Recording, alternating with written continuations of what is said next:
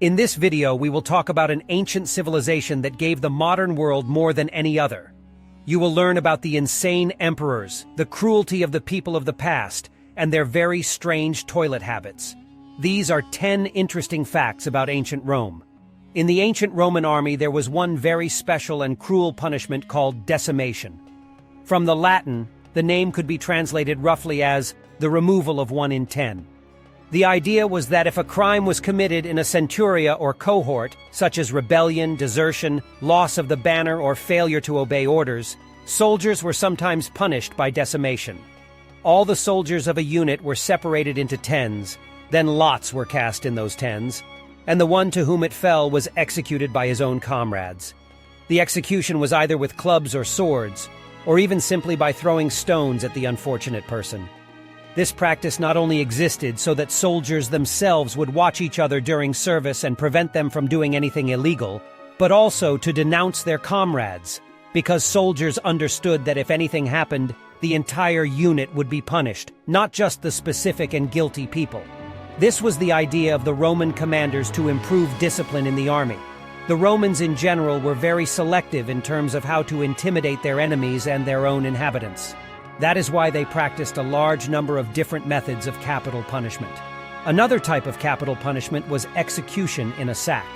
The offender was first severely beaten with sticks, and then placed in a large leather sack along with live animals, namely a rooster, a monkey, a dog, and a snake. The sack was then thrown into the water, where it slowly sank with the poor animals biting and tearing each other inside the sack in a futile attempt to escape.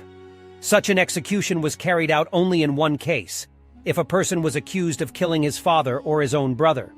At the same time, interestingly enough, according to Roman law, if a father killed his son, he most likely was not punished for such a crime at all.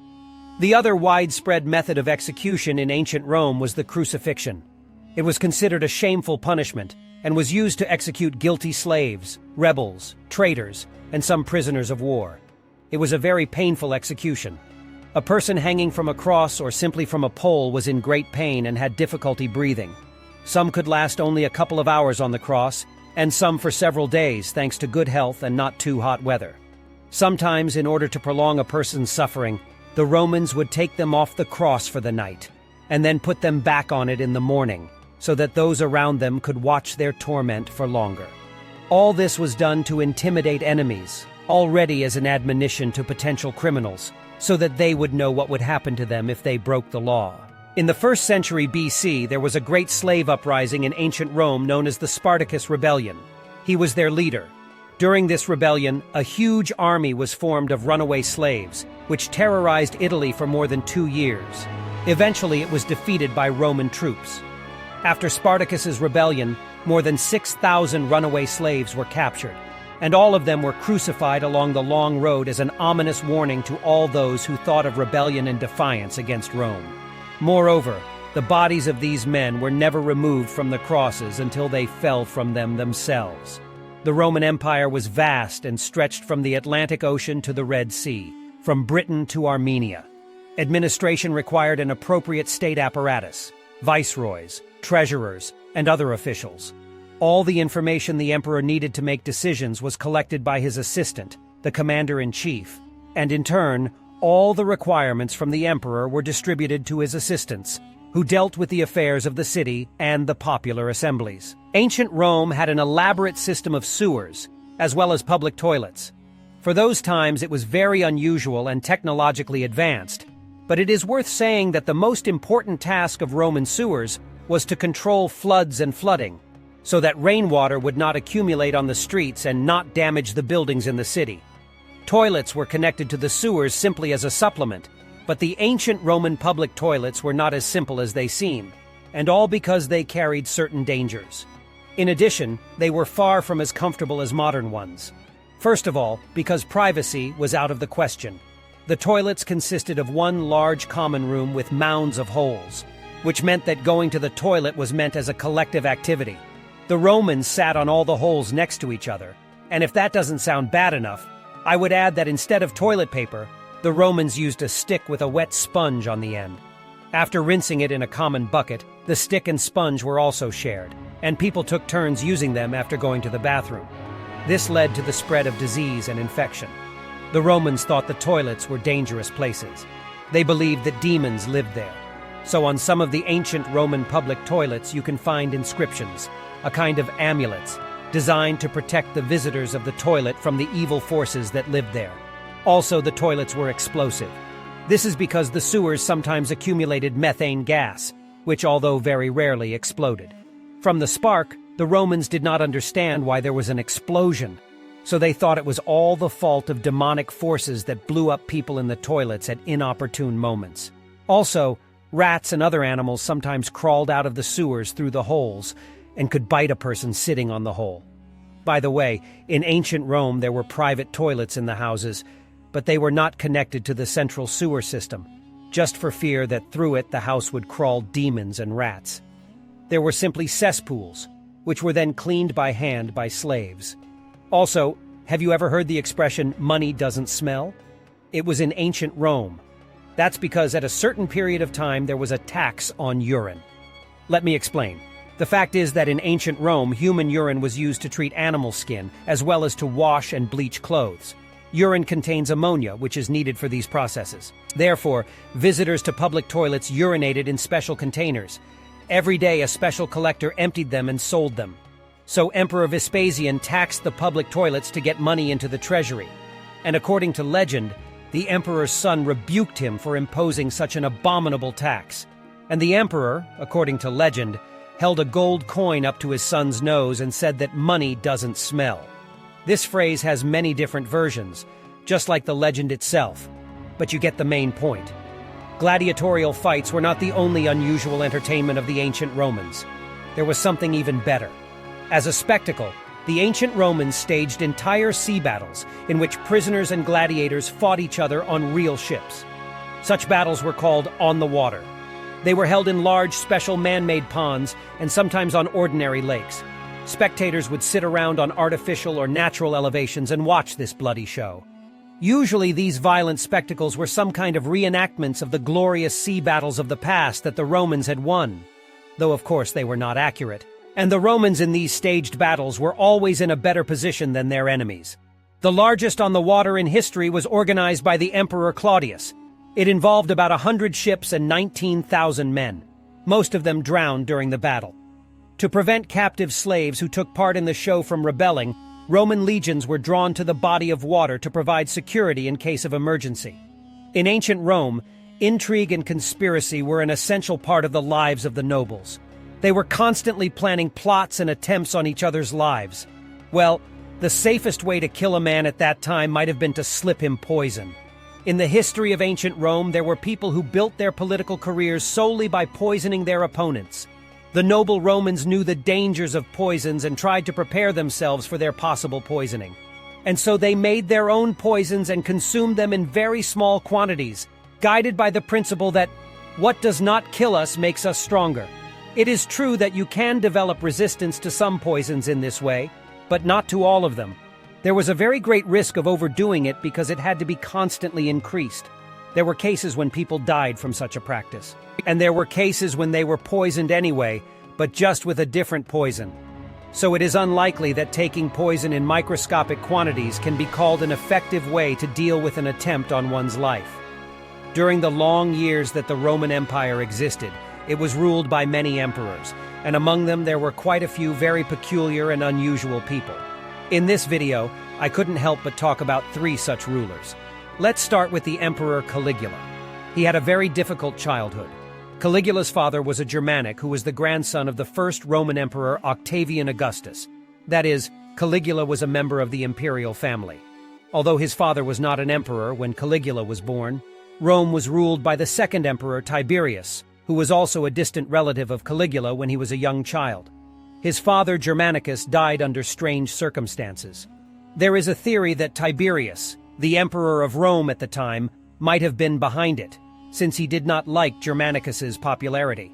After that, Caligula's entire family, his mother and brothers, were either sent into exile or simply murdered. Emperor Tiberius wanted to get rid of his rivals for power.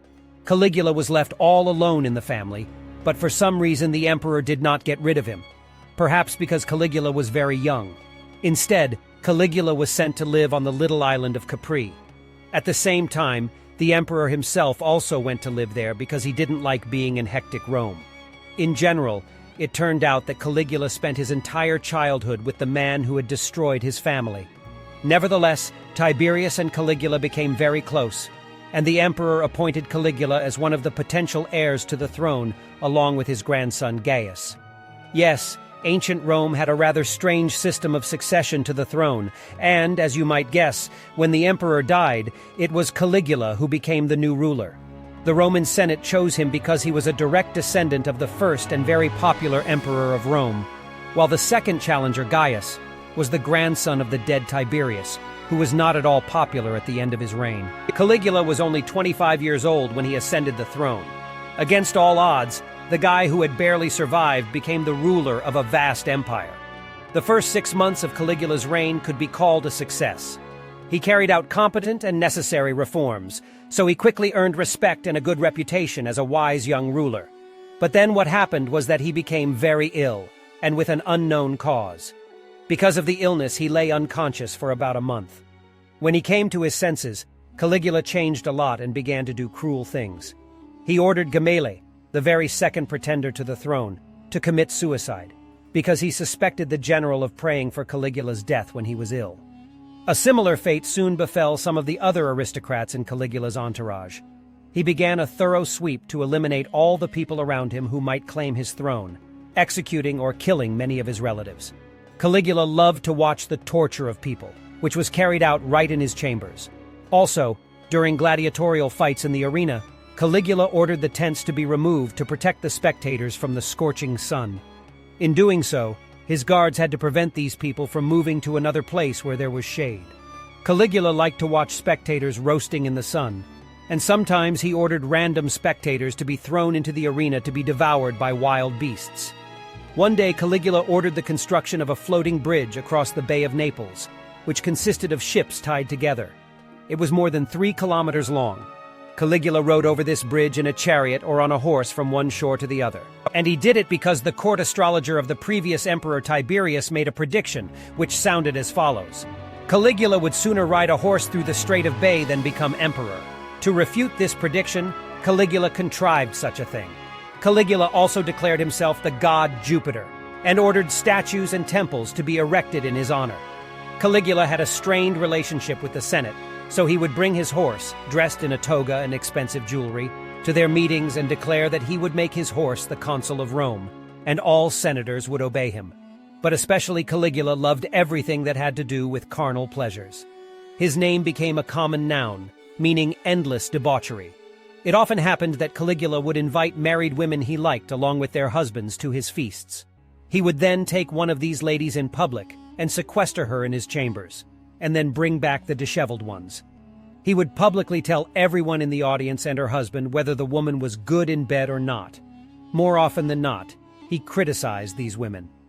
On other occasions, Caligula took not only the women to his chambers but also their husbands, forcing them to watch him have sex with their wives. In this way, he showed the Roman nobility that he had absolute power over them. Caligula constantly staged various orgies in his palace and liked to dress up in costumes of various gods, including women. With all that said, Caligula was married 4 times, with 3 wives for various reasons, and the 4th time he married a woman who already had children and was generally much older than he was. Her name was Melody Occisonia. Roman historians describe her as neither very beautiful nor very young. Caligula, however, did not think so.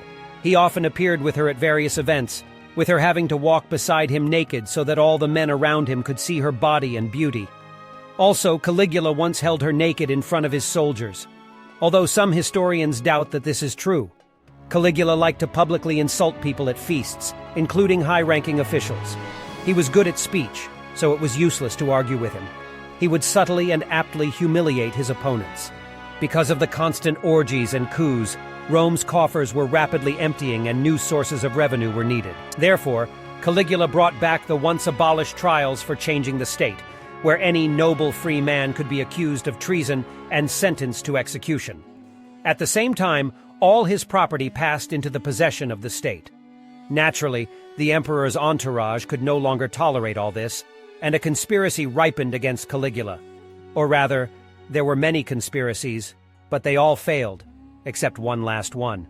In 41, after a sporting event, Caligula, accompanied by a small entourage, was on his way to the palace when the conspirators pounced on him and inflicted more than 30 strokes with a sword, after which he died.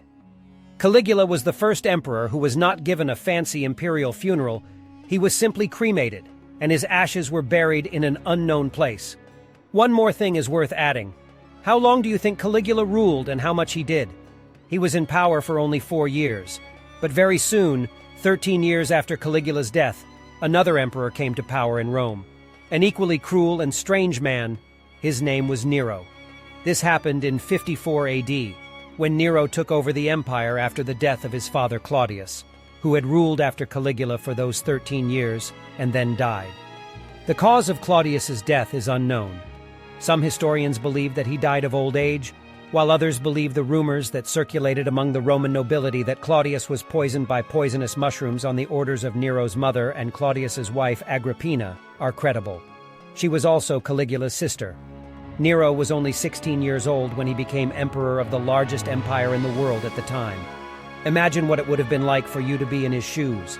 It is worth adding that Nero became emperor through the efforts of his mother. Neron was not Claudius's own son.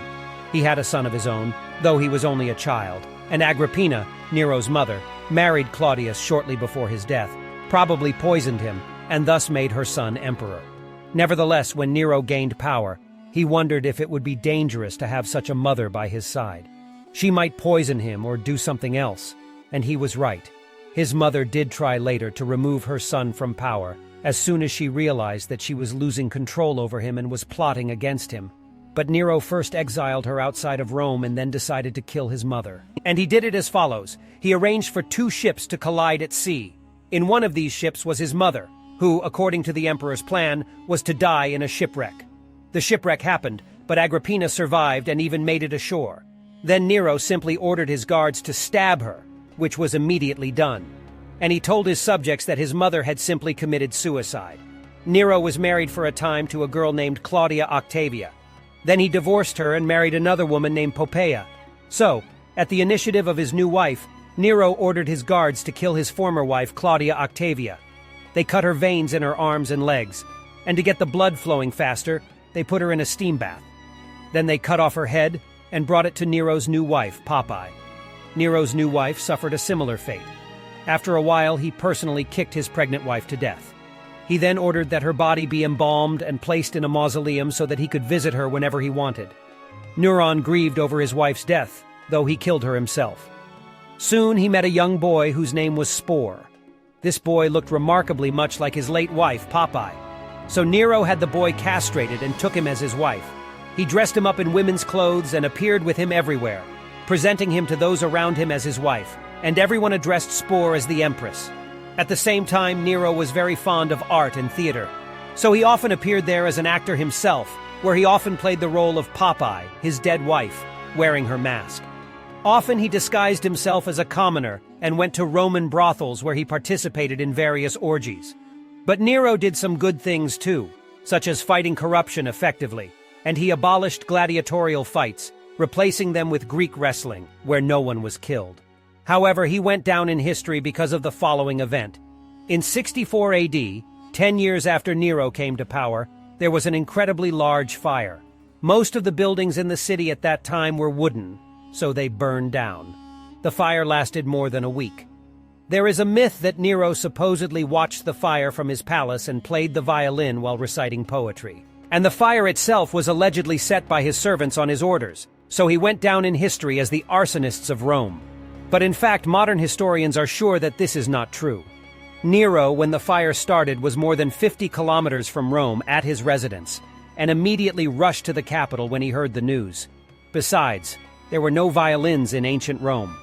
When he arrived back in the capital, he allowed the fire-stricken townspeople to live in their surviving palaces.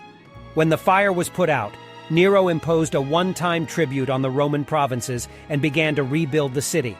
And his most important object was the new imperial palace of gigantic proportions. It was because of the construction of this palace that rumors spread throughout Rome that Nero had purposely burned down the city in order to build himself a giant palace. Nero also blamed the fire on the Christians, who existed as a small underground sect in Rome at the time. On Nero's orders, a brutal extermination of Christians began. They were burned alive at bonfires, thrown to wild animals in the arena during breaks, and torn apart by horses. This is why Christian historians later portrayed Nero in their writings as the real Antichrist. Eventually, a conspiracy against the emperor matured. Nero fled Rome, fearing reprisals, but they found him. To avoid surrendering to the conspirators, Nero killed himself with a dagger. It is said that in his last moment before his death, he said these words, "Ah, what an artist dying inside me." Modern people, after watching movies about gladiators, often think that it was a very prestigious and valiant career. After all, gladiators, although they were slaves, were public darlings and celebrities. In reality, gladiators in ancient Rome were treated as rubbish. Of course, there were stars among them, but in general, the gladiator was treated with disdain. Although a free man could become a gladiator, it was considered something shameful and low. But there was one emperor in the history of ancient Rome who was so fond of gladiators that he himself became a gladiator. The emperor's name was Commodus, and he ruled in the 2nd century AD. Commodus did not engage in politics or warfare. Instead, he simply enjoyed life by hosting orgies, feasts, and sports competitions, thus depleting the state treasury. But most of all, Commodus loved the arena. He acted as a gladiator himself. He had a megalomaniacal mania and considered himself the reincarnation of Hercules. He ordered sculptors to make many statues in all cities of the empire, where he is depicted as this mythical hero, dressed in the skin of a lion with a large club. Commodus was a physically developed and large man, which is not said. He was proud and emphasized it. He practiced archery and sword handling without end, so that he could show off his skills in the arena afterwards. During his reign, which lasted 16 years, he fought 735 battles in the arena. He fought other gladiators as well as wild animals. Commod never lost, which is not surprising, since all gladiators succumbed to him. They were set at the end, and he nobly kept them alive. Commod was very fond of killing wild animals in the arena, lions, hippos, and even elephants and giraffes, but he was always at a safe distance from them on a special high platform. Once in one day, Commod killed 100 lions in the arena of the Colosseum. Often he staged fights that were reenactments of Hercules. Perhaps his most brutal show was the following. He ordered all the legless colleagues in Rome to be gathered together, tied them to each other, and thrown into the arena. Commodus himself, in the guise of Hercules, would then beat and kill these invalids with a large club, simulating a battle between Hercules and the giants. At the same time, Commodus took money for his performances. He charged the Roman treasury 1,000,000 sesterces for each fight, and the Roman officials, of course, could not refuse the emperor and had to pay. At one point, Commod even renamed the city of Rome Commod and proclaimed himself a god. He also renamed the month of August Commod.